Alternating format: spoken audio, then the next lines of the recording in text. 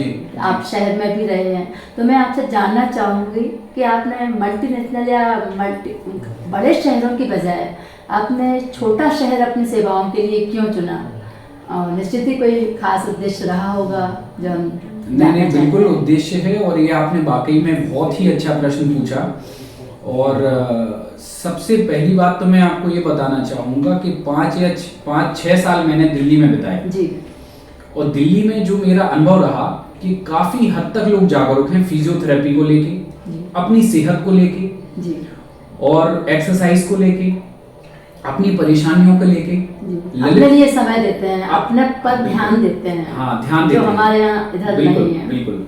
और ललितपुर में मैंने ये देखा है कि यहाँ पे जब भी कोई कमर की तकलीफ होती है या गर्दन की तकलीफ होती है तो हमारे पास वो पेशेंट आते हैं जो 1 महीने 15 दिन 20 दिन तकलीफ हो चुकी होती है, परेशान उसके बाद वो आने का सोचते हैं जी। और उसके बाद भी उनको ये लगता है कि 2 या 4 दिन की दवाइयाँ मिल जाएं और उसके बाद वो फिर ठीक हो जाएंगे।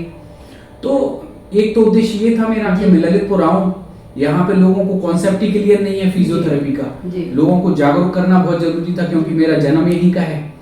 और नहीं, मैंने ज्यादातर देखा है इधर, क्योंकि चूंकि मैं भी इधर की पली बड़ी हूँ, कि इधर से लोग भागना चाहते हैं। एजुकेशन अच्छी लेने के बाद बच्चे, पेरेंट्स अपनी कमाई का अच्छा हिस्सा बच्चों के लिए देते हैं और चाहते भी हैं, तो बच्चे भागना चाहते हैं बड़े शहरों में या विदेशों में। वहाँ आपने ललितपुर चुना, तो ये दूसरा और कुछ खास रीजन होना चाहिए या होगा? बिल्कुल, देखिए प्रैक्टिकली अगर हम सफलता की बात करें जी, तो मैं दिल्ली में था, उसके बाद मेरे पास ऑप्शंस विदेश के भी थे। जी, जी। बहुत ज़्यादा सीखने का भी था जी, बहुत आगे बढ़ने का था जी। लेकिन मैंने ये सोचा कि मैं वहाँ पे काम करूँगा तो थोड़ा सा सिमट के रह जाऊँगा, मेरी जो सोच है। और ललितपुर में, यहाँ पूरा ललितपुर मेरा परिवार है जी, ये बहुत बड़ी बात है। और हर व्यक्ति को जानता है जी। ये हम भाग्यशाली हैं कि हर व्यक्ति को जानता है। जी। आज मेरे पास जितने भी पेशेंट्स हैं उनमें से 70% पेशेंट्स मुझे जानते हैं, एक दूसरे को जानते हैं। तो मन में एक भाव था कि अपने लोगों के लिए कुछ किया जाए। जी, मतलब जो प्रतिभा पलायन है उसके आप विरोध में बोल रहे हैं कि अपने ही लोगों को अपनी सेवाएं क्यों ना दी जाए। बिल्कुल बिल्कुल, और आवश्यक भी है, और परिवार का साथ भी। यस।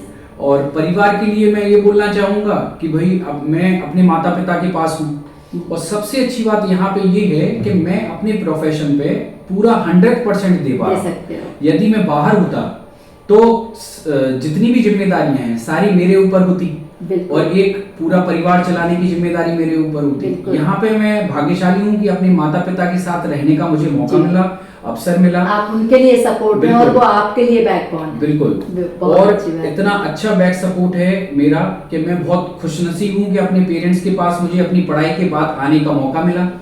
और मैं चाहूंगा भी कि जितने भी मेरे और कोलीग्स हैं, आपके बीच में मतलब किसी बात में जिक्र आ रहा था, तब आप बोले कि इधर मुझे गरम गरम रोटियां भी मिलती हैं और सरसों का साग और मक्के की रोटी भी मुझे मिलती है।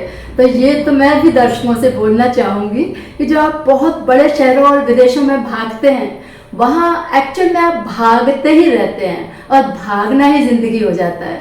और इस तरह के जो बीच के शहर हैं, उन शहरों में मैंने घर लाइफ में देखा कि ठहराव भी है और एक साथ हजारों काम भी कर लेते हैं और एक सेटिस्फैक्शन भी कि पेरेंट्स के पास आप हैं और आपके पास पेरेंट्स, और इससे बड़ा सुख क्या हो सकता है। तो जी, ये मुझे बहुत अच्छा लगा आपसे, मैं इम्प्रेस इसलिए भी हुई हूँ। और मैं एक बात और आपको बताना चाहूँगा, यहाँ पे जो एक मैं लोगों के चेहरों पे सेटिस्फैक्शन देखता हूँ, मेरे पास पेशेंट्स आते हैं, ठीक होते हैं और उनसे मेरी फ्रिक्वेंटली मुलाकात भी होती है, दुआएं लेते हैं, तो मुझे ये फील होता है कि दुआओं का असर भी उतना ही है जितना धन कमाना है। बिल्कुल बिल्कुल, है ना? दवाओं और दुआओं का तो वैसे भी कहा जाता है। बिल्कुल जी। तो मुझे आपका ये उद्देश्य जान के तो और भी अधिक अच्छा लगा। जो कुछ चीजें तो मैं आज अभी जान रही हूँ, क्योंकि अब जा रही हूँ तो जाते जाते अच्छी चीजें लेके जाऊँ।